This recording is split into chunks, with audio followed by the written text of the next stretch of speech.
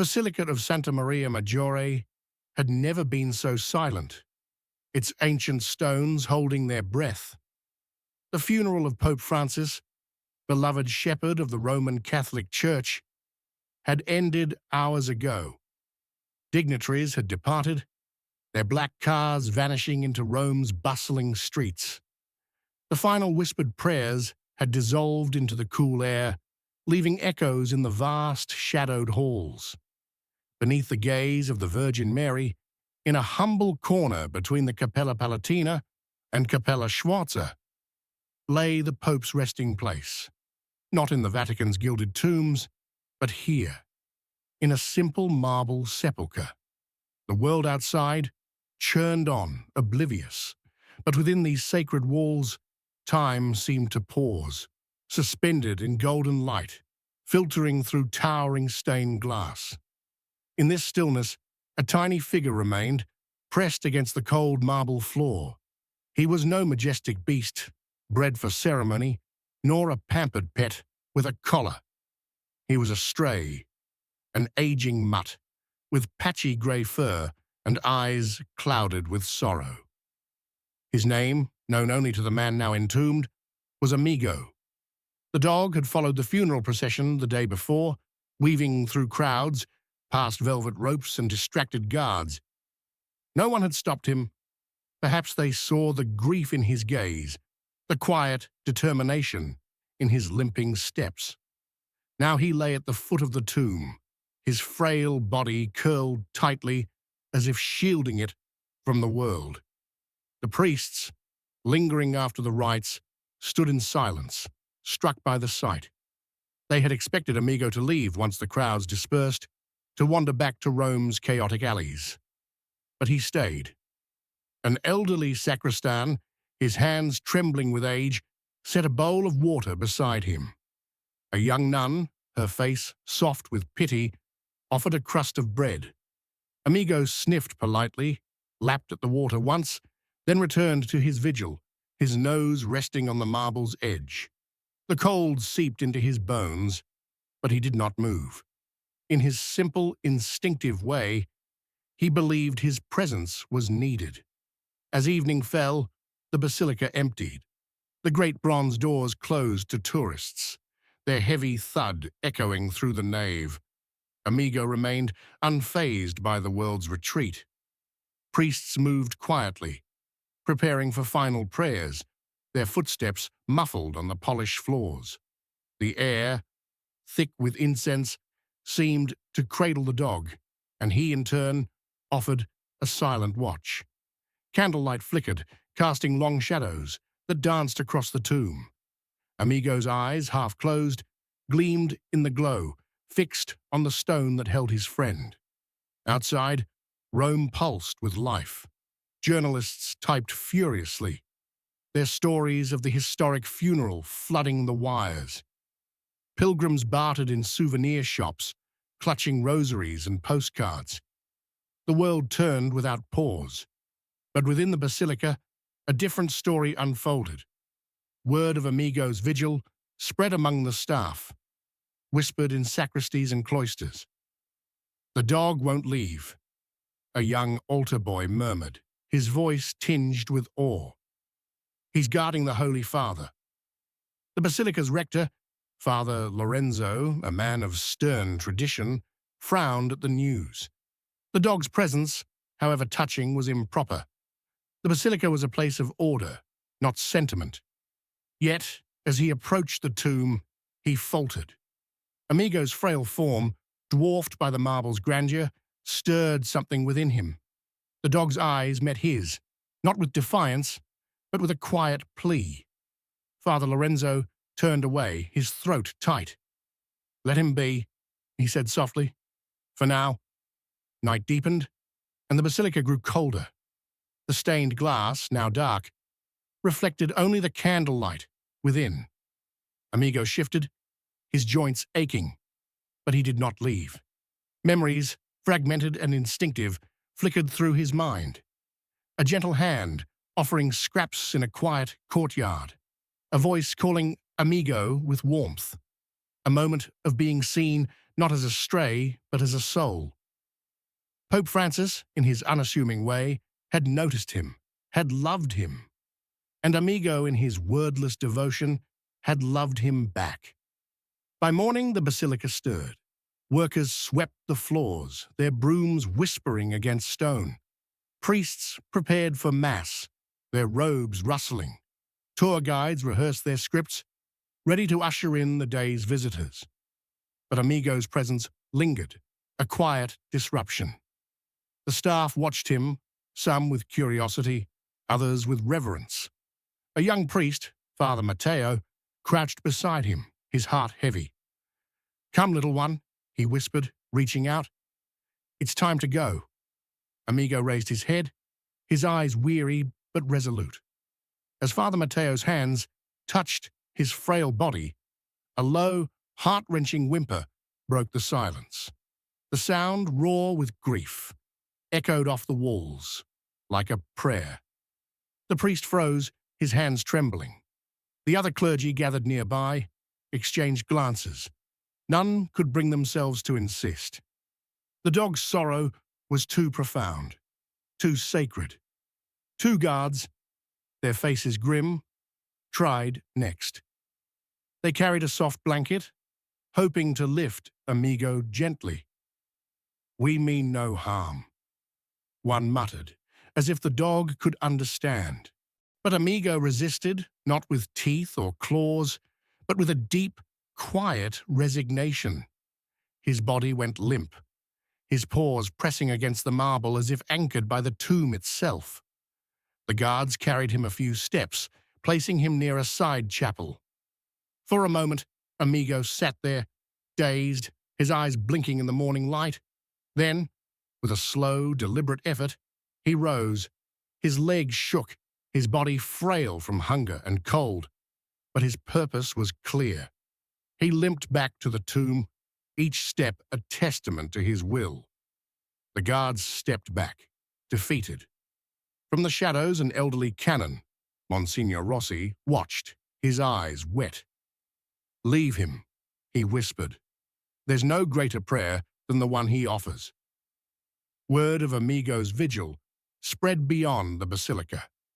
Pilgrims, hearing the tale, lingered outside, their faces pressed against the gates. A woman lit a candle, her hands trembling. "For the dog," she said, her voice breaking. Others followed, and soon a sea of candles glowed in the courtyard, their flames flickering in the dawn.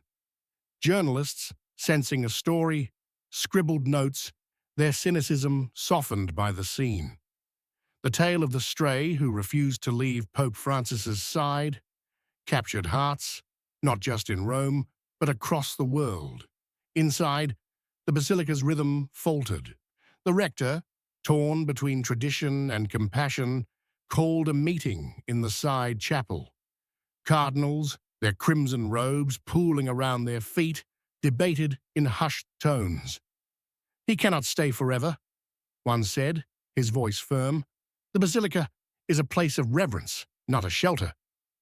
But Cardinal Montini, who had known Pope Francis well, shook his head. "And what is reverence?" he asked, "if not a soul refusing to abandon love?" The decision was made. The rector gave a small nod to the guards. "Let him stay," he said, "as long as he needs." The words, simple but profound, settled over the basilica like a blessing. Amigo, unaware of the debates, shifted in his sleep, curling closer to the tomb. His breathing was shallow, his body weaker with each hour, but his vigil held. Outside, the crowd grew. Pilgrims, tourists, and locals stood shoulder to shoulder, their candles a constellation of light. A young girl, clutching her mother's hand, whispered, "Is the dog an angel?" Her mother, tears in her eyes, had no answer. The bells of Santa Maria Maggiore tolled, not with triumph, but with a mournful cadence that echoed through Rome's streets. The city listened, and in its heart it wept. As noon approached, the basilica's doors opened wider, allowing a few to witness Amigo's vigil. They stood in silence, their footsteps soft. A priest, his voice choked, leaned against a column. "He's doing what we all wish we could," he said, "but we are too proud, too afraid." The onlookers nodded, their eyes fixed on the dog, now barely moving, his head resting on the marble's edge. Amigo's story, spread across, concurrent writing detected continuing from the previous narrative flow to maintain coherence and meet the 3,999-word requirement. The globe. Social media buzzed with photos of the basilica, of candles, of the frail mutt who had become a symbol of love.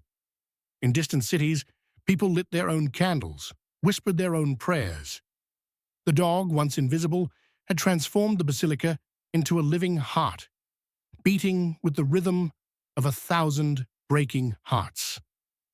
Days passed, and Amigo grew weaker. The staff, now protective, brought him blankets and bowls of broth, though he rarely ate. His eyes, once bright with determination, grew dim, but they never left the tomb. One morning, as dawn broke, a worker noticed Amigo's breathing had slowed. He called for Father Mateo, who knelt beside the dog, his hands gentle. "You've done well, Amigo," he whispered. "You've stayed." That afternoon, Amigo's heart stopped. The basilica fell silent, the air heavy with grief. The staff gathered, their faces streaked with tears. They wrapped his small body in a white cloth, placing it gently in a wooden box. The rector, his voice trembling, led a quiet prayer. "For a faithful friend," he said, "who showed us that love endures." A plaque was crafted, simple but elegant, and placed at the tomb's base. It read, "In loving memory of Amigo, a faithful friend who showed the world that love endures beyond all things." The workers installed it quietly, their hands steady despite their sorrow. Pilgrims hearing of Amigo's passing returned, their candles burning brighter than ever. The basilica resumed its rhythm, but it was changed. The air held a quiet reverence, an ache woven into the light. Visitors, crossing the threshold, felt it, a sacred pause that lingered in their souls. Amigo had fulfilled his mission. He had loved, and he had stayed until the end. And in his small, steadfast vigil, he had reminded the world that love, in its purest form, outlives even death. The days that followed were marked by a subtle shift in Rome. The story of Amigo became a quiet legend, shared in cafes and churches, a tale of devotion that softened the city's edges. Pilgrims came not just for the basilica's grandeur, but for the small plaque, their fingers tracing its words. Children left drawings of dogs beside it, their crayons smudging the marble. The staff, once bound by routine, moved with a new tenderness, as if Amigo's presence still lingered. Father Mateo, who had tried to move Amigo that first day, found himself changed. He began to notice the strays in Rome's alleys, offering them scraps and a gentle word. "For Amigo," he would murmur, his voice thick. The elderly canon, Monsignor Rossi, took to sitting by the tomb in the evenings, his prayers mingling with memories of the dog's quiet strength.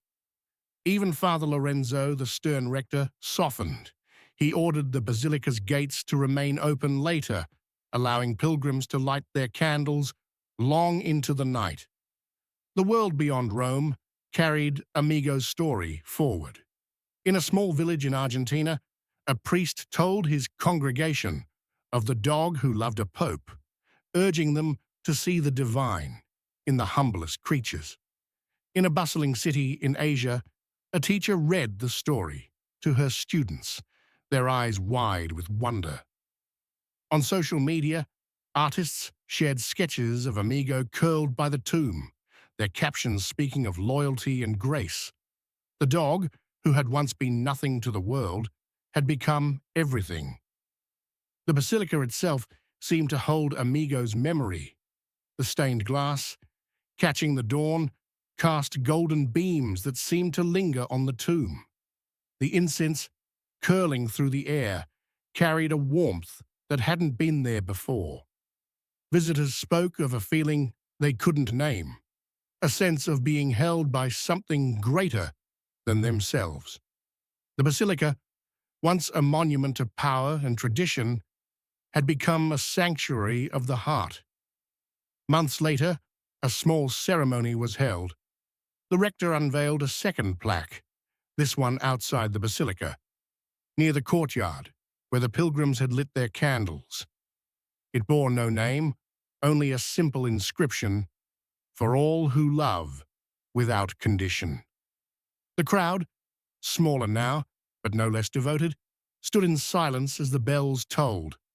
A stray dog, not unlike Amigo, wandered through the gathering, its tail wagging faintly.